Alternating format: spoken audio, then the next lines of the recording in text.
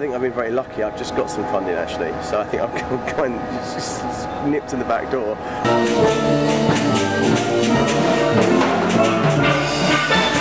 It's exciting at a stage when ideas are just ideas, and they don't go beyond the thought of an idea. It's not how will this go down, how will this be best marketed, who should I approach for funding for this. It's an idea.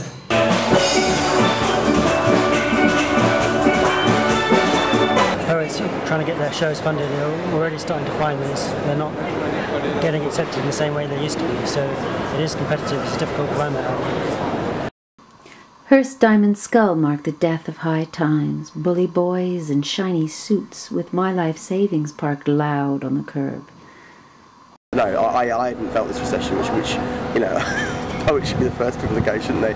But no, it hasn't really affected me. But then also, maybe it has. I haven't noticed because my career's kind of been sort of improving every year, and I've been sort of making more every year. So it might be that I would have made more had the recession not happened, but I just didn't notice. Things that I'm kind of involved with are either longer term things that have been set up in a certain way that they're not massively affected by that. If you're excited by the making, there can't be a bad time.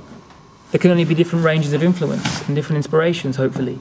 If you're excited by the business side of using an art form to be a creative business person, then you're probably going to be quite nervous at the minute because of the kind of financial situation.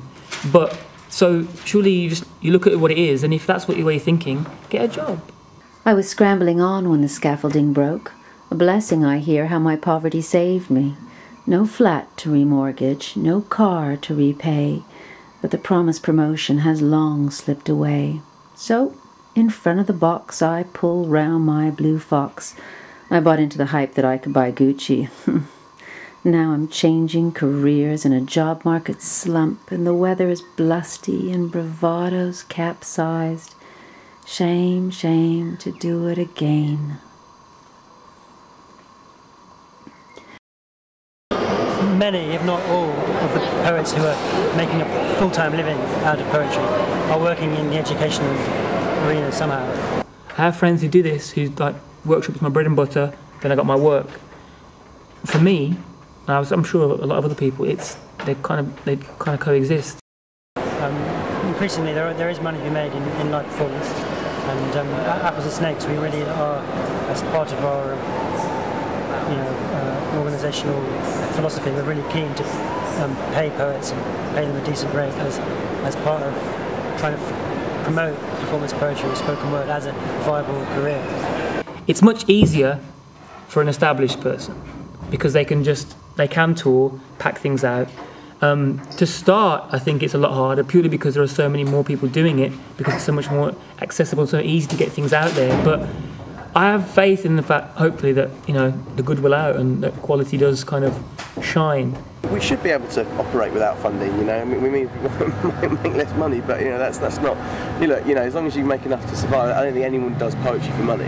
Luckily, I've never been the kind of person to worry about money because I've never really had money in terms of knowing what to do with it and stuff. So it's like I know that I can pay my rent, that my little family, we're all right. And there's money coming for this idea, and there's a stability comes from the teaching and the fact that the projects I work on now are much longer term, like I've already said. I was in IL-16 was what we did initially. If you want to talk about making it pay, splitting everything 4 ways is a good way not to make it pay. Most of the things that sort of attract the most attention make the least money.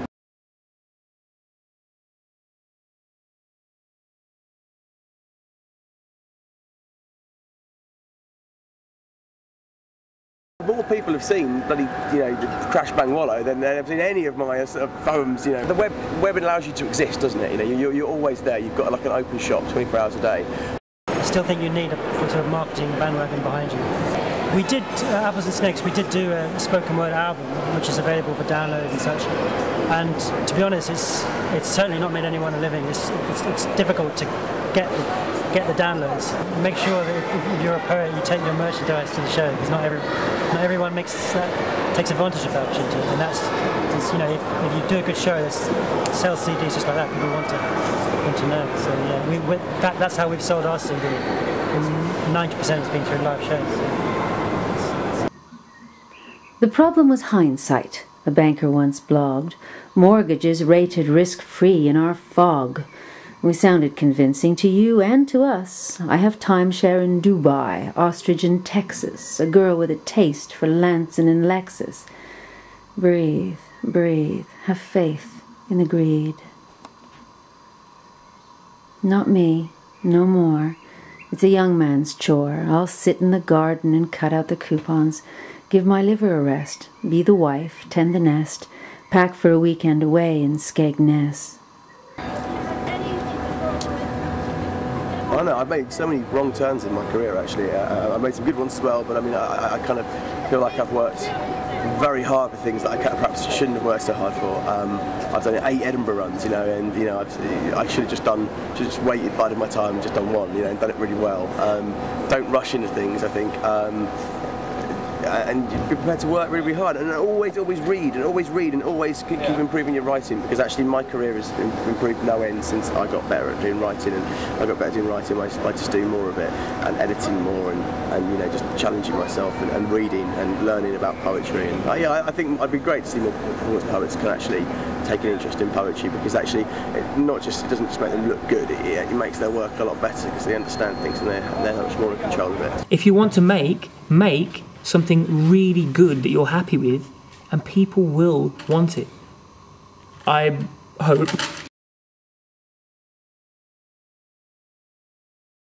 I've been writing these long ballads. I think you got one on you got the ballad of Barlow Burton, I think, on your site, yeah. And so you know, the longest one now is 8 minutes. And it's sort of getting longer and longer, and I'm just trying to think, well, you know, how can I sort of maintain this, and you know, see if I'm sort of want to build up to doing, like, you know, something closer to an hour. I want them to be poems. I don't want them to be monologues or just spoken word. I want them to retain those traditional poetic qualities. I think probably where I'd do it in blank verse if I was to write something that long, because obviously that's the epic poem form, and that would suit. So I'm interested in the idea of doing an epic poem on stage. I'm not necessarily interested in doing that sort of like a prose monologue as such. I think it'd have to be technically quite sort of quite traditional.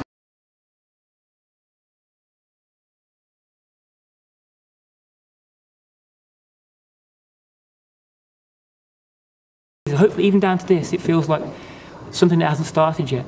So in essence, the story is about the decision to make a film. Do you know what I mean? So like the only drama really being a decision to stay. So it, you know, it's kind of work. Particularly at the beginning, it's a lot of work to come with me, because there's no kind of pow. It's like, this is the pace that it would actually happen if I'm coming home. And I wanted it sounds really self-important. I wanted to be hard. I wanted it to be something that you had to commit to, you know. So I love it when people come up to you and go, I'm not normally into this kind of thing. It's not really my cup of tea at all, but I really like that. You're like, wicked.